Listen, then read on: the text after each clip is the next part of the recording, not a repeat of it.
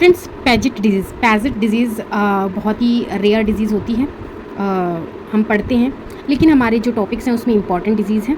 तो ये एक स्केलेटल डिसऑर्डर है जिसको आज हम पढ़ने वाले हैं। चलिए स्टार्ट करते हैं अपना आज का video.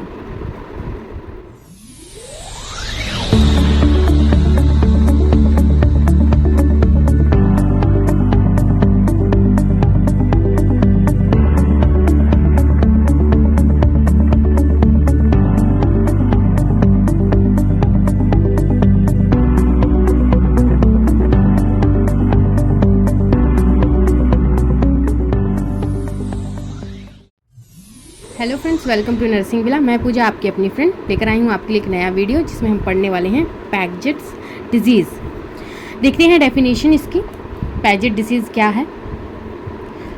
Padget disease it is a chronic skeletal disorder resulting from excessive osteoclastic activity mostly affecting the long bones and skull backbone. तो फ्रेंड्स, एक पैजेट्स डिजीज़ क्या होती है? क्रॉनिक स्केलेटल डिसऑर्डर होता है। और ये क्यों होता है? जहाँ पर एक्सेसिव एक्टिविटी होती है, ओस्टियोक्लास्टिक एक्टिविटी। ओस्टियोक्लास्टिक एक्टिविटी क्या है वो भी हम देखेंगे। Mostly affecting the long bone and skull and backbone and pelvis bone. तो क्या होता है? ये एक तरीके का स्केलेटल डिसऑर्डर होता है जो किसकी वजह से होता है? इंक्रीज हो जाने से ओस्टियोक्लास्टिक एक्टिविटी का। और इसकी वजह से क्या अफेक्ट होता है दोस्तों? लॉन्ग बोन अफेक्ट होती है और स्कल। यहाँ पे स्किल लिखा हुआ है, स्किल रॉन्ग है, स्कल आएगा यहाँ पे। और long bone, skull and back bone and pelvis bone, ये सारी अफेक्ट होती हैं। तो अब हम देखेंगे ओस्टियोक्लास्टिक। तो यहाँ पे दो चीज़ें होती हैं, एक होता है ओस्टियोब्लास्ट एंड होता है ओस्टियोक्लास्ट। ये आपको जनरल नॉलेज में भी यूज़ होंगे, और अगर आप कोई एंट्रेंस की तैयारी करेंगे वहाँ पे भी ये आपको पूछे जा सकते हैं, यानी कि आपको पता होना चाहिए। तो ओस्टियोब्लास्ट एंड ओस्टियोक्लास्ट क्या होता है?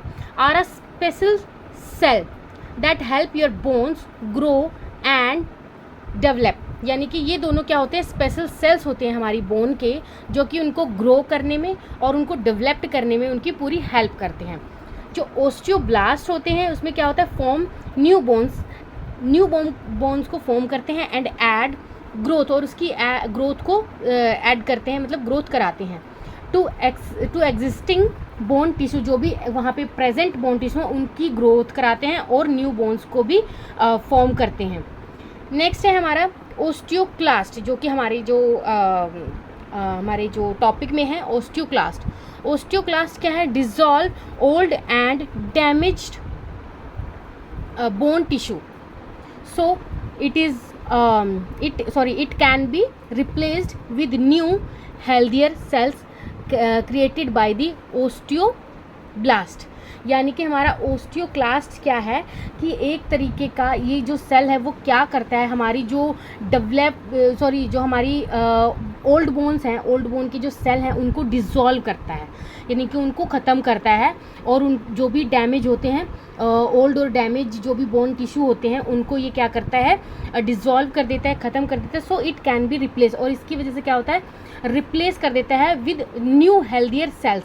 यानी कि जो ओल्ड और डैमेज सेल्स हैं उनकी जगह ये हेल्दियर सेल्स को रिप्लेस कर देता है, जो कि ओस्टियोब्लास्ट हमारा न्यू सेल्स को बनाता है। यानी कि ओस्टियोब्लास्ट हमारे न्यू सेल्स को बनाता है और ओस्टियोक्लास्ट क्या करता है? उसको रिप्लेस कर देता है विद जो भी with old and damage cells होते हैं।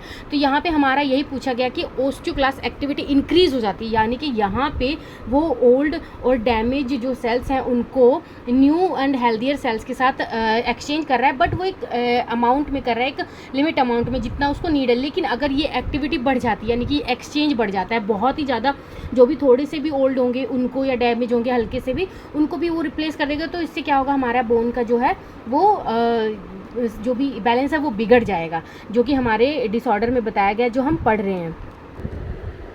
आई होप दोस्तों आपको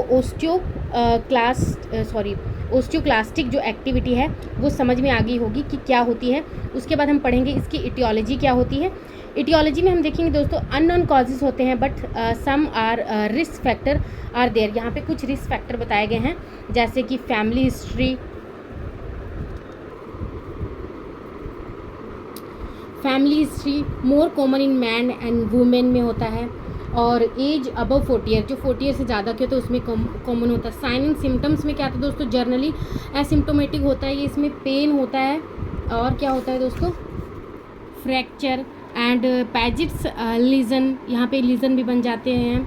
मे लीड टू ऑस्टियोआर्थराइटिस, एंड यहाँ पे ऑस्टियोआर्थराइटिस के भी चांसेस होते हैं। Joint destructions, hearing problem due to skull enlargement, क्योंकि स्कल में भी ये प्रॉब्लम होती है, जहाँ पे आपने स्किल देखा था वो स्कल है, तो वहाँ पे भी ये प्रॉब्लम हो जाती है। टाइनाइटिस हो जाता है, एंड बोन ट्यूमर भी हो सकता है। और यहाँ पे हमारे की सिम्टम्स दिखाए गए हैं फ्रेंड्स। की सिम्टम्स में क्या आता है, पैनिक से लेके हम इसके की सिम्टम्स को याद रख सकते हैं, जैसे कि pain, arthralgia, nerve compression, increase bone density, cardiac failure, scoliotic vertebrae, ये सब चीज़ें इसको याद रख सकते हैं हम इसके सिम्टम्स को इस पैनिक से। उसके बाद आता है हमारा डायग्नोस्टिक इवैल्यूएशन। डायग्नोस्टिक इवैल्यूएशन में हम कर सकते हैं फिजिकल एग्जामिनेशन कर सकते हैं, एक्सरे कर सकते हैं, and bone biopsy, bone scan, shows पैथिक्स एक्टिविटी। उसके बाद आता है दोस्तों मेडिकल मैनेजमेंट। मेडिकल मैनेजमेंट में हम क्या कर सकते हैं, बोन रिजॉर्प्शन एंटागोनिस्ट दे सकते हैं, लाइक बिस्फोरोफोनेट, रेजिडोनेट एंड पैमिडोनेट, ये सब बोन रिजॉर्प्शन एंटागोनिस्ट होते हैं, ये इनके नाम हैं, ये नाम दिए गए हैं फ्रेंड्स। उसके बाद आता है हमारा एंटी न्यूप्लास्टिक एजेंट दे सकते हैं, जैसे कि प्लीकैमिसिन, एंड एनाल्जेसिक्स दे सकते हैं जो कि पेन से रिलीव करेगा। उसके बाद आता है हमारा नर्सिंग मैनेजमेंट। नर्सिंग मैनेजमेंट में हम क्या कर सकते हैं, नर्सिंग मैनेजमेंट में आता है हमारा नर्सिंग डायग्नोसिस। उसके बाद आता है chronic pain related to disease process, यानी कि उसका जो भी हम डायग्नोस करेंगे, क्रोनिक पेन किस इंटेंसिटी क्या है, कितना है पेन, वो देखेंगे, डायग्नोस करेंगे, एंड डिजीज़ का क्या प्रोसेस है, किस अमाउंट में है। उसके बाद risk of injury related to fall, अगर फॉल होने से कोई एक्सीडेंट हो सकते हैं, कौन कौन सी इंजरी हो सकती है, उस चीज़ों को असेस करना है। तो दोस्तों यहाँ पे हमारा टॉपिक ख़त्म होता है। हम फिर मिलते हैं नेक्स्ट वीडियो में नेक्स्ट टॉपिक के साथ, और नेक्स्ट टॉपिक हमारा होने वाला है ऑस्टियोपोरोसिस।